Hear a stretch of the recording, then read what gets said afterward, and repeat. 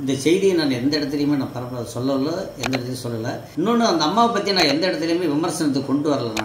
நான் எந்த இடத்துலையும் ஒரு திரைப்பட நடிகையோ மற்ற யாரையுமே நான் சொல்லலை. திரு சேரன் அவர்களுக்கும் ஆர்.கே. செல்வமணி அண்ணன் அவர்களுக்கும் திரிசம்மா அவர்களுக்கும் என்னுடைய பணிவான வேண்டுகோள், முன்படும்படியாக இருந்திருந்தால் நான் சமூக வலைதளம் மூலமாக நான் என்னுடைய மன்னிப்பை கேட்டுக்கிறேன். திரிஷா இல்லப்பா, திரிஷா மாதிரி ஒரு பொண்ணுதான் அப்படின்னு திடீர்னு பல்ட்டி அடிச்சுட்டு நான் சொல்லவே இல்ல அப்படின்னு சொல்லிட்டு இருக்காரு ராஜு அவர்கள். அந்த வீடியோ தான் இப்ப சோசியல் மீடியால பயங்கரமா ஷேர் ஆயிட்டு இருக்கு. கூவத்தூர் விவகாரத்துல நடிகை திரிஷாவை சம்பந்தப்படுத்தி பேசிய அதிமுக முன்னாள் நிர்வாகி ஏவி ராஜு அவர்கள் தற்போது திடீர்னு பல்ட்டி அடிச்சிருக்காரு. நான் திரிஷா அப்படின்னு சொல்லவே இல்லையே அப்படிங்கிற மாதிரி. சோ இந்த வீடியோ சோசியல் மீடியால பயங்கரமா பேசு பொருளா மாறிட்டு இருக்கு. அது மட்டும் இல்லாம இது எல்லாத்துக்குமே ஒரு விளக்கமும் கொடுத்திருக்காரு. அதை பத்தியும் தெரிஞ்சுக்கலாம். ஒருவேளை சட்ட ரீதியா நான் நடவடிக்கை அப்படின்னு திரிஷா சொன்னதுனால இப்படி ஒரு முடிவு எடுத்திருக்காரா அப்படின்னு தெரியல. இவர் சொன்ன இந்த விஷயம் நிறைய இடத்துல கண்டனம் தெரிவிக்கிற மாதிரி தான் வளம் வந்துட்டு இருந்துச்சு. முக்கியமா நடிகர் சேரன் அவர்கள், அது மட்டும் இல்லாம பாடகி சிம்மி அவர்கள், இன்னும் சொல்ல போனோம்னா காயத்ரி ரகுராமன் சொல்லிட்டு எல்லாருமே கண்டனம் தெரிவிச்சாங்க. இப்ப ரீசெண்டா மான்சூர் அலிகான் அவர்களும்